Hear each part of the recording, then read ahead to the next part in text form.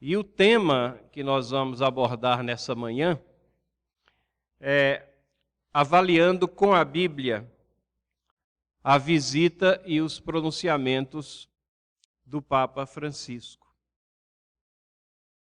Avaliando com a Bíblia a visita e os pronunciamentos do Papa Francisco. É um tema pertinente, vocês estão vivenciando isso, se estão no planeta Terra, qualquer pessoa que tenha estado no planeta Terra na última semana não pôde deixar de ver, ouvir, ponderar, meditar, ficar intrigado com algumas colocações e também ficar, às vezes, meio confuso com relação a qual deve ser a reação e a apreciação dos evangélicos, da Igreja Presbiteriana, de você mesmo como membro. Para nós termos uma ideia, a revista Veja da semana passada já trouxe estampada na capa aqui o Papa dos Pobres. Era uma reportagem sobre ele, sobre a postura e pronunciamentos dele e no prenúncio dos acontecimentos da semana. E a revista que está em circulação agora, que foi distribuída entre ontem e hoje, traz mais uma vez, e a reportagem de capa aqui diz: Papa Francisco no Brasil, quero que a igreja vá para as ruas. Então, um assunto que pega a revista de maior circulação noticiosa, semanal, no nosso país, duas capas em seguida, certamente tem relevância, e o povo de Deus deve estar ponderando todas essas coisas em seus corações, debaixo das diretrizes da palavra de Deus. O texto que nós nos referimos, Mateus 9, 35 a 38, diz o seguinte: E percorria Jesus todas as cidades e povoados, ensinando nas sinagogas, pregando o evangelho do reino e curando toda sorte de doenças e enfermidades. Vendo ele as multidões, compadeceu-se delas, porque estavam aflitas e exaustas, como ovelhas que não têm pastor. E então se dirigiu a seus discípulos: A seara, na verdade, é grande, mas os trabalhadores são poucos. Rogai, pois, ao Senhor da seara que mande trabalhadores para a sua seara. Vamos orar. Senhor Deus, nós te agradecemos pela tua palavra. Nós te agradecemos porque ela foi trazida de volta ao seio da tua igreja, na reforma do século XVI, e nós somos filhos desse grande reavivamento na história que se processou. E te pedimos, Senhor, que nós prezemos essa palavra e extraímos dela e somente dela as diretrizes da nossa vida e para a compreensão das coisas que acontecem ao nosso redor. Nós te suplicamos que agora o nosso entendimento também seja aclarado, a nossa visão seja cristalina e não confusa, nesses tempos complexos e difíceis que estamos vivendo e atravessando. Em nome de Jesus nós oramos. Amém. Esse trecho aqui, Jesus Cristo fala de multidões. Fala de multidões que estavam ali andando de um lado para outro, meio perplexas, meio sem entendimento. E diz o texto que ele, vendo as multidões, ele compadeceu-se delas. Jesus conseguiu enxergar lá no fundo como elas estavam aflitas, exaustas, e não somente no sentido físico da peregrinação, mas estavam aflitas e exaustas espiritualmente, porque elas vagavam como ovelhas que não têm pastor. E então, vendo aquela multidão e vendo aquela devoção que era aparente, pelo menos, ele diz que nós devemos, fala para os seus discípulos, e é uma palavra para nós também, que a seara é muito grande, que nós temos que rogar ao Senhor da seara que mande trabalhadores para a seara, porque aqueles que integram a multidão necessitavam da salvação individual que existe somente no nome de Cristo Jesus. Nesses dias, certamente, nós temos visto multidões, né? É a jornada chamada Jornada da Juventude Mundial, mas não são somente jovens, nós temos visto idosos, pessoas de todos os tipos de nações, pessoas que têm enfrentado a chuva, a lama, o frio, a ausência de transporte, a insegurança das cidades, com dificuldades até, né, de utilizar o banheiro. Tinha hoje de manhã, um jornalista entrevistava pessoas para saber quanto tempo de espera era a fila, e uns diziam 1 hora, outros diziam até 2 horas para utilizar um banheiro ali na praia de Copacabana. E tudo isso para ver o Papa na sua visita ao Brasil. A visita que começou segunda-feira, né, no dia 22, e que se estende até hoje. Como é que nós devemos avaliar a pessoa do Papa, a visita, os pronunciamentos principalmente, as expressões de fé e de devoção que nós encontramos nos olhares das multidões? O Papa Francisco, que tem como sobrenome, ou como nome, né, de batismo Jorge Mário Bergoglio, é um cardeal argentino que foi escolhido num dia que muitos consideraram um dia cabalístico, porque foi o dia 13 de 3 de 13, ou seja, 13 de março de 2013. Havia uma expectativa muito grande da mídia, das pessoas, sobre esse novo líder que a Igreja Católica estava escolhendo. Havia uma expectativa e um desejo muito ávido de alguns para que ele fosse um Papa, como é chamado nos dias de hoje, progressista. Um Papa que abraçasse todas as inovações, ideias, a maneira através da qual a sociedade vem caminhando, que vem abraçando dissolução de costumes e valores. E então houve um espanto grande com relação à posição que ele tomou no que diz respeito à união de gays, à questão do homossexualismo. Hoje em dia, isso é propagado como sendo apenas, entre aspas, uma opção sexual. Posição que ele tomou com relação ao aborto também. E, resumindo, ele é contra. E ponto final. Alguns católicos se espantaram porque ele não colocou o envolvimento social da igreja como prioridade máxima. E parecia estar caminhando na direção contrária àquela que nas últimas 4 décadas tem caracterizado a Igreja Católica, principalmente em terras brasileiras, a chamada teologia da libertação, que tem uma mensagem social, mas bem marxista, e que prega o envolvimento com situações de alívio às necessidades físicas, mas esquece e relega às necessidades espirituais. O Papa, aparentemente, deixou isso de lado e aparentou priorizar as questões espirituais. E assim, desde o início do seu papado, algumas declarações têm chamado a atenção, e têm chamado a atenção dos evangélicos também. Por exemplo, uma declaração que o Papa deu foi que a missão da igreja é difundir a missão de Jesus Cristo pelo mundo. Na realidade, ele foi mais enfático ainda. Ele disse que se esse não for o foco principal da Igreja Católica, ela tende a se transformar numa ONG beneficente, sem relevância maior à saúde espiritual das pessoas. Bom, a sua fala foi mudando um pouco ao longo aí das semanas, principalmente na medida que essa visita se aproximava e daquelas que ele falou aqui no Brasil. A ênfase passou a ser a uma vida ascética e humilde. Uma vida que demonstra uma frugalidade, um desapego às questões materiais.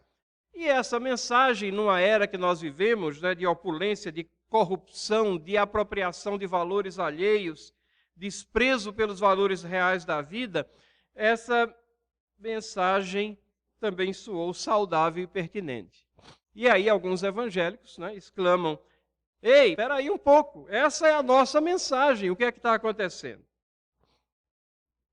Bom, não vai ser a primeira vez, não foi a primeira vez que um prelado católico reconhece que a igreja tem estado equivocada em seus caminhos e mensagens.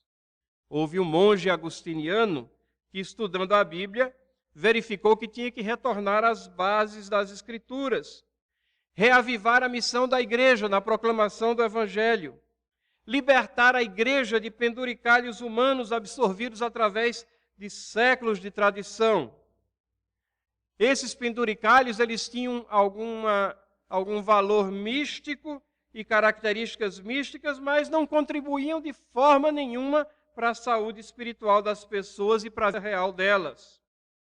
Eu estou me referindo àquele movimento que foi conhecido como a Reforma do século XVI, com os escritos, mensagens, vida, ação de Martinho Lutero em 1517. Lutero foi seguido por muitos outros reformadores que se apegaram à Bíblia como regra de fé e prática. E nós somos filhos da Reforma hoje em dia, porque usufruímos desses frutos desse grande reavamento que Deus fez na história. Mas a grande questão é, será que nós estamos testemunhando uma segunda reforma dentro da Igreja Católica? Ora, se algumas dessas declarações do Papa Francisco fossem e forem levadas a sério, mas elas têm que ser levadas a sério por ele próprio e por seus seguidores. Talvez a gente esteja, assim, verificando o início de uma revolução. Mas será? Nós temos que nos lembrar que quando ele diz que é necessário que a igreja proclame a mensagem de Cristo, proclamar a mensagem de Cristo é algo muito abrangente, muito sério, que tem várias implicações. E a grande questão que nós temos aqui perante nós, como evangélicos, como presbiterianos, como membros dessa igreja, visitantes, amigos, é: será que a Igreja Católica está disposta a se redefinir? A se redefinir em certos pontos cruciais, essenciais, que se desviaram da Bíblia, se desviaram das Escrituras Sagradas, da própria mensagem de Jesus. Então, quando ele diz que a igreja tem que levar à frente a mensagem de Jesus, vamos examinar isso e vamos ver se pelo menos em 5 áreas cruciais a igreja estaria disposta a reexaminar o que vem pregando, o que vem praticando. E essas 5 áreas são as seguintes. Primeiro, a questão das Escrituras. Segundo, a questão da mediação com Deus, a mediação entre Deus e os homens. Terceiro, o culto às imagens. Quarto, a questão do destino das pessoas. E quinto, a comunicação com Deus, as rezas. Será que nessas 5 áreas, e são 5 áreas profundas, elas fazem parte da vida, do dia a dia da Igreja Católica, será que a proposta do Papa de proclamar a mensagem de Cristo vai levar a reexame nessas áreas? Vamos olhar com cuidado cada uma dessas 5 áreas. Escrituras. Para que a mensagem de Cristo fosse proclamada, a igreja teria que rejeitar os apêndices que colocou aos livros inspirados das Escrituras. Ou seja, teria que ter lealdade somente às Escrituras sagradas e rejeitar aqueles que são conhecidos como livros apócrifos.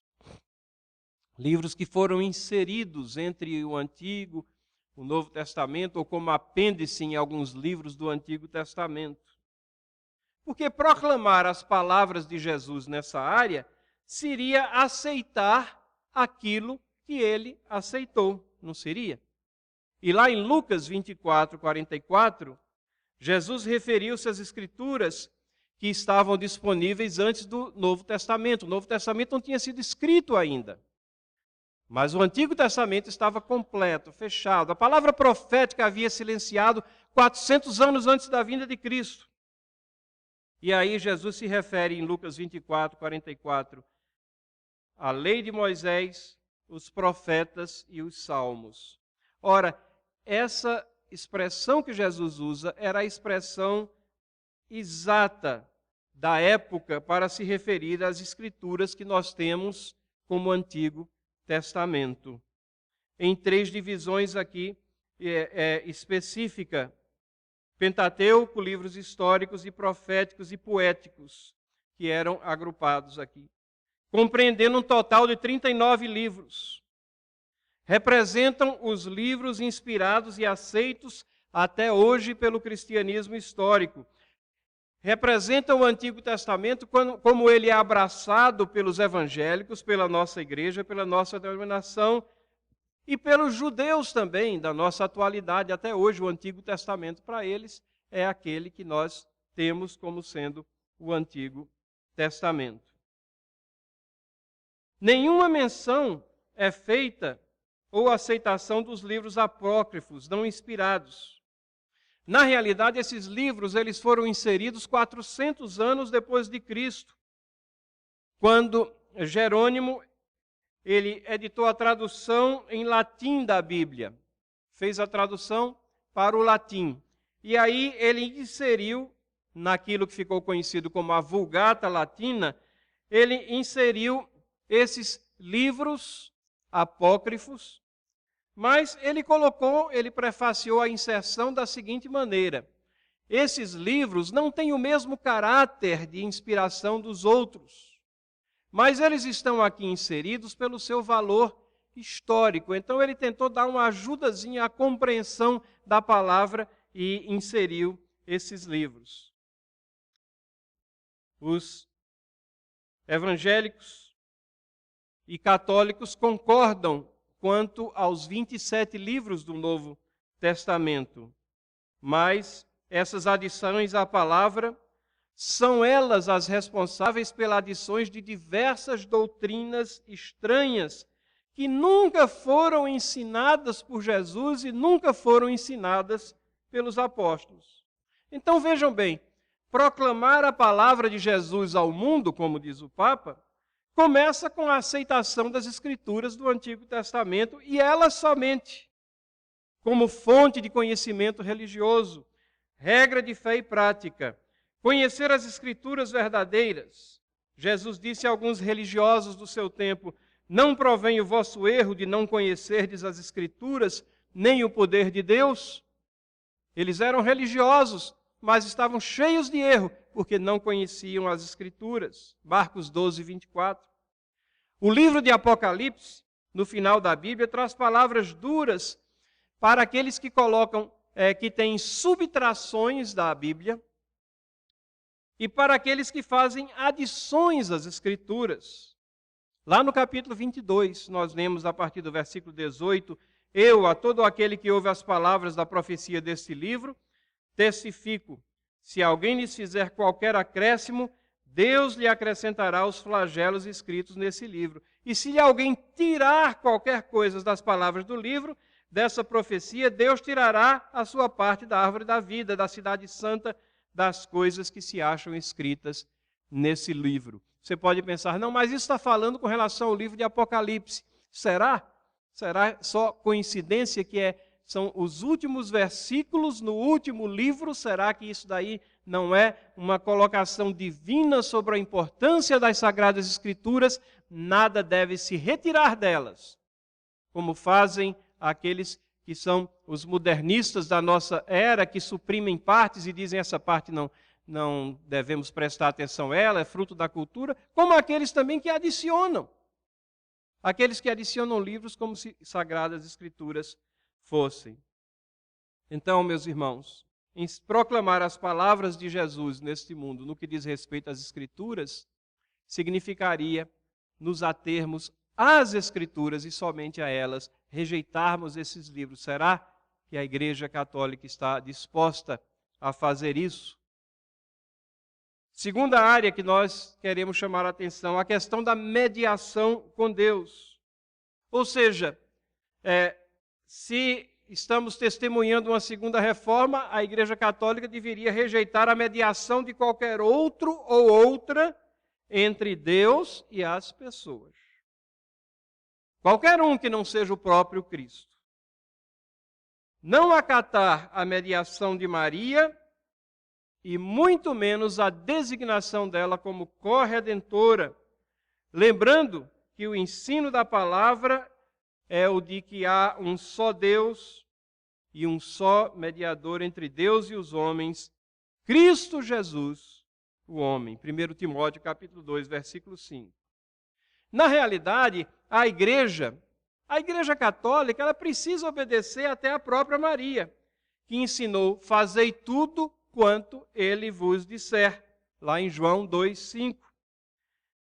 E o que é que Jesus nos diz? O que é que ele nos diz? Ele nos diz assim: eu sou o caminho, a verdade e a vida. Ninguém vem ao Pai senão por mim. João 14:6. Ele é o único caminho. Ele é o único mediador.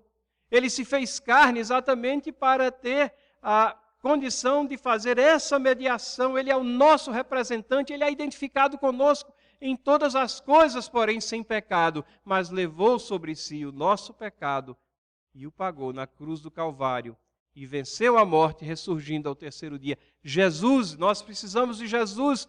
As multidões precisam de Jesus, mas só de Jesus. Não existem outros caminhos, outras alternativas. O Papa disse que nós temos que proclamar a palavra de Jesus ao mundo, mas foi revelador, um momento revelador que ele próprio tem nessa dificuldade de aderir a essa mensagem na Bíblia. Quando nós observamos a homilia pública dele, ainda em março, 17 de março de 2013, depois de falar várias coisas importantes e bíblicas até sobre perdão, misericórdia divina, ele finalizou dizendo assim: procuremos a intercessão de Maria. Procuremos a intercessão de Maria.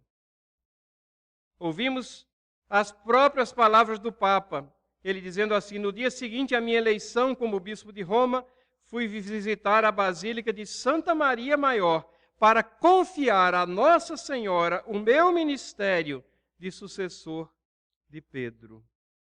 E agora, nessa visita em Aparecida, ele também disse: hoje eu quis vir aqui para suplicar a Maria, nossa mãe, o bom êxito da Jornada Mundial da Juventude e colocar nos seus pés a vida do povo latino-americano. Pobre povo latino-americano, se tem que confiar a sua salvação, os seus caminhos, a sua vida, a intermediação de Maria. Nós não vemos na palavra de Deus em nenhum dos apóstolos esse tipo de chamado a Maria, de oração a Maria. Nós não vemos em nenhum momento na palavra de Deus. Maria foi uma pessoa muito abençoada, ela deve ser respeitada por nós evangélicos, como a própria palavra de Deus nos diz: bendita sois entre as mulheres, porque ela foi escolhida para ser a mãe de Jesus. Mas em nenhum momento ela atribui poderes para si, em nenhum momento a Bíblia dá poderes sobrenaturais a ela, em nenhum momento ela é diferente de eu, de você, ao ponto em que ela clama a Jesus e o chama de meu Salvador. Meu Salvador. Então não é assim, se pegando na intercessão de Maria, que ele vai proclamar a palavra de Jesus ao mundo. Porque proclamar a palavra de Jesus ao mundo é apresentá-lo como único e exclusivo mediador, nosso advogado, aquele que pleiteia, defende a nossa causa perante o tribunal divino. Para o Papa, ele disse assim: a igreja sai em missão sempre na esteira de Maria. Mas o povo de Deus, eles resgatados pelo poder do Espírito Santo, sabem que a igreja verdadeira segue a vontade de Deus, expressa em sua palavra, e nessa esteira segue o seu caminho. Uma terceira área que nós temos também que examinar e ter uma compreensão muito clara, a questão do culto às imagens. Para proclamar verdadeiramente as palavras de Jesus, as palavras da palavra de Deus, o Evangelho Salvador de Cristo, precisaria rejeitar as imagens e o panteão dos santos. Esses santos são compostos por diversos personagens, inclusive o Frei Galvão, que supostamente causava milagres com suas pílulas, que são pedacinhos de papel enrolados com mantras que são deglutidos pela pessoa numa situação bem curiosa e inusitada e não vista em nenhum lugar na palavra de Deus, mas ele hoje é santo. Esse panteão de santos, ele é alvo de adoração e devoção que é devido somente a Cristo Jesus. E essa característica aqui está relacionada com a adoração e utilização de imagens de escultura. Elas são, sim, objeto de adoração e veneração. Eu sei que muitos católicos dizem, não, nós não as adoramos, apenas as veneramos. A prática é a mesma, não há diferença. Ficam presos numa questão semântica apenas quando estão argumentando com os evangélicos, mas a expressão ali é de adoração. São súplicas que são feitas como se poder ali existisse. Isso teria que ser rejeitado. Contraria o segundo mandamento. Desvia os olhos dos fiéis daquele que é o autor e consumador da nossa fé, Jesus, como diz lá Hebreus capítulo 12, versículo 2. Proclamar a palavra de Jesus ao mundo significa, então, abandonar essa prática espúria de canonização de mortais comuns. Agora nós temos 2 papas na fila aí para serem canonizados. Pecadores como eu e você. Processos eclesiásticos complexos, mas inúteis, que não atribuem, não podem dar santidade. Não têm o poder de aferir ou atribuir poderes especiais a esses santos. Proclamar a mensagem de Jesus seria abandonar a adoração, a devoção a Nossa Senhora Aparecida e a tantas outras Nossas Senhoras e ídolos que entregam a religião católico-romana. Vejam o que nos diz a Bíblia. Salmo 115, versículos 3 a 9. Salmo 115 diz assim: No céu está o nosso Deus e tudo faz como lhe agrada. Prata e ouro são os ídolos deles, obra das mãos dos homens. Tem boca e não falam. Tem olhos e não veem. Tem ouvidos e não ouvem. Tem nariz e não cheiram. Suas mãos não apalpam. Seus pés não andam. Som nenhum lhes sai da garganta. Tornem-se semelhantes a eles os que os fazem e quantos neles confiam. Vocês já ouviram a expressão, o santo de minha devoção, o santo de minha confiança. Mas o povo de Deus, diz o texto aqui, Israel confia no Senhor.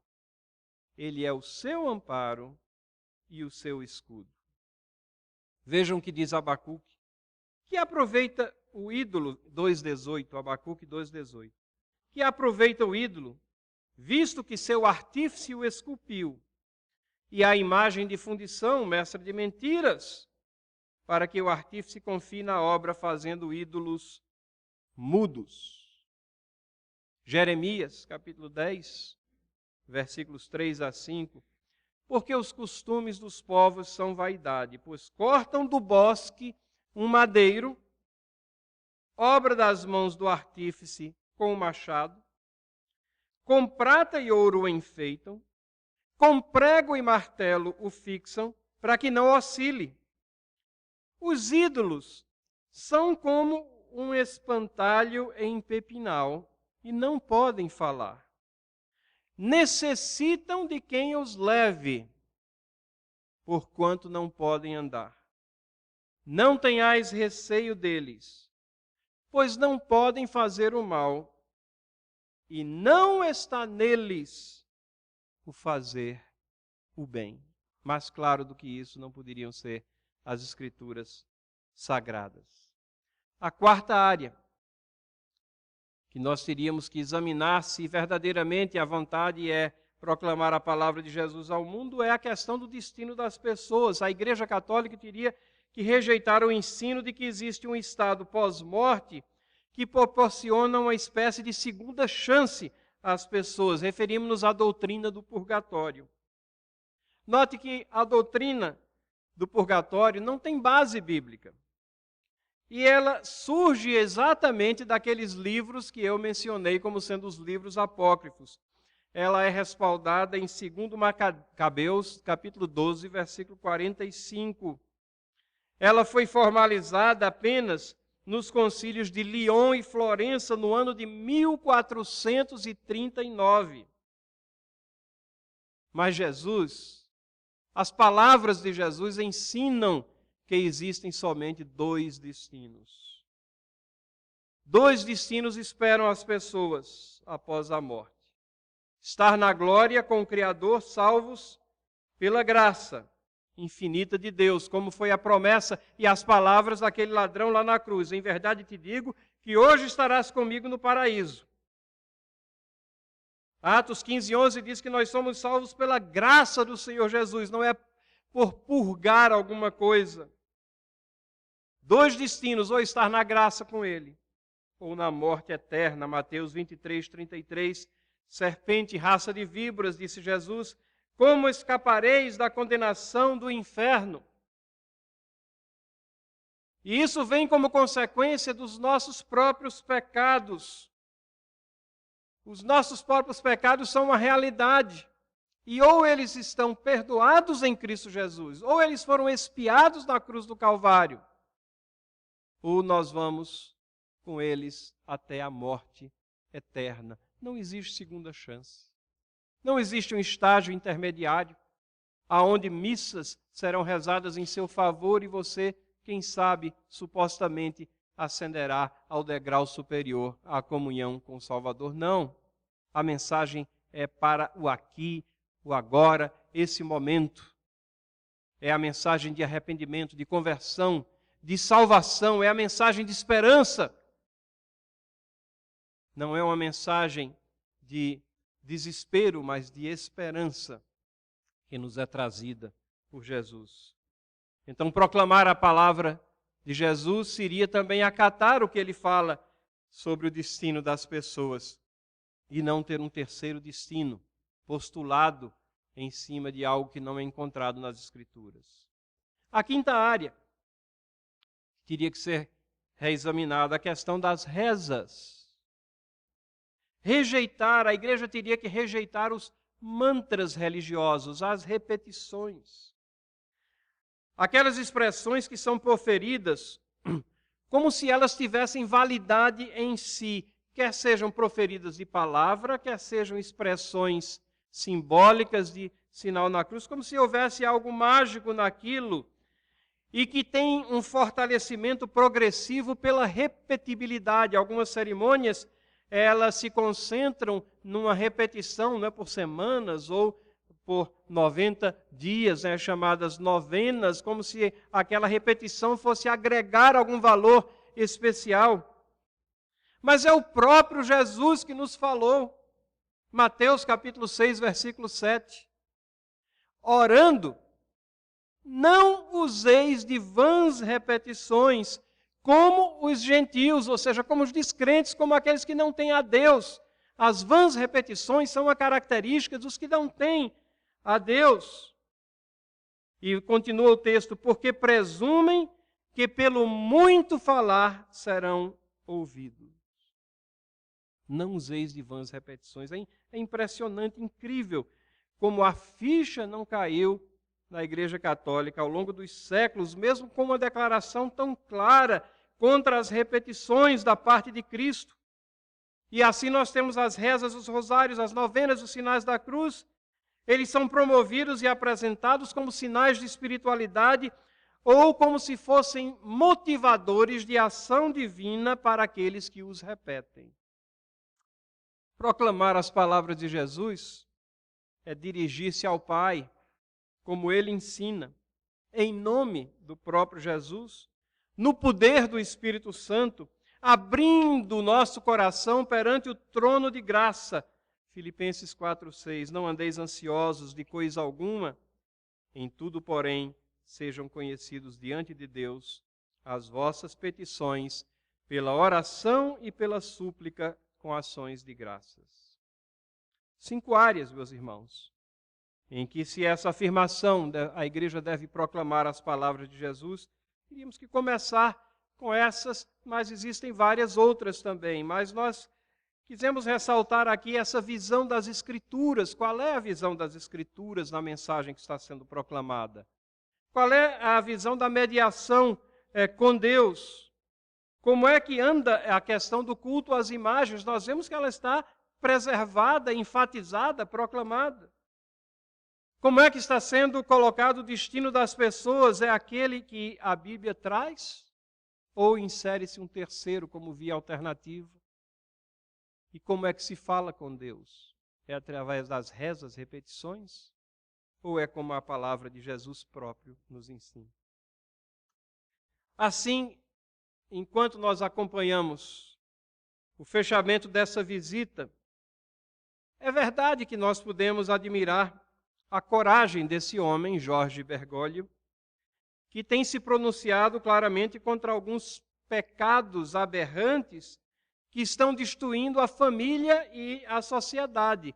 A própria autopreservação da sociedade deveria ter vozes clamando contra o que está acontecendo, não somente os evangélicos. No entanto, muito falta para que a palavra de Deus e os ensinamentos de Jesus façam parte real da sua mensagem, que venham a refletir uma igreja transformada pelo poder do Espírito Santo, como nós vimos em cada uma dessas áreas que nós mencionamos e em outras tantas também. Em toda essa situação, em todo esse contexto, nós podemos aprender algumas coisas.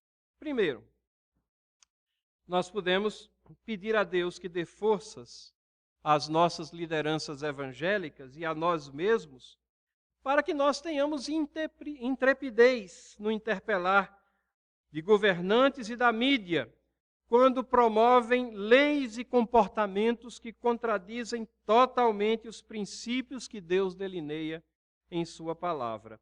Esses princípios, eles sempre são os melhores, não só para os evangélicos, mas para toda a humanidade. E nessa humanidade nós estamos inclusos, nós, nossos filhos, nossos netos. Segundo, nós devemos exercitar cautela em nossa apreciação e entusiasmo com as ações e palavras do Papa. Como vimos, a idolatria e diminuição da intermediação de Cristo continuam bem presentes na sua visão religiosa e na igreja que o tem como líder. Terceiro, ter aquele olhar que Cristo teve para com as multidões no texto que nós lemos no início. Clamar a Deus por misericórdia, por salvação real para o nosso povo, para a nossa terra. Como é triste nós vermos em tantos olhos a esperança fixada em mitos, no misticismo e na pessoa humana, em vez de no Deus único e soberano. O Deus da Bíblia é a esperança das nossas vidas. E Ele nos alcança e nos fala em Cristo Jesus. Pelo poder do Espírito Santo, Ele aplica essa salvação àqueles que creem. Esse Deus nosso, Ele é real, Ele é eterno, Ele não é temporal, não é efêmero como o Papa. Que Deus abençoe a nossa compreensão. Nós vamos orar e depois da oração nós vamos entoar o hino 298. Já como preparação para a Santa Ceia. E durante esse hino, aqueles que estiverem preparados com seus dízimos e ofertas podem trazê-lo aqui à frente.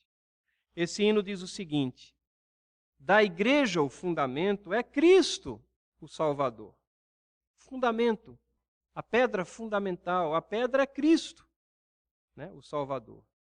Em seu poder descansa e é forte em seu amor, pois nele, alicerçada, segura e firme está.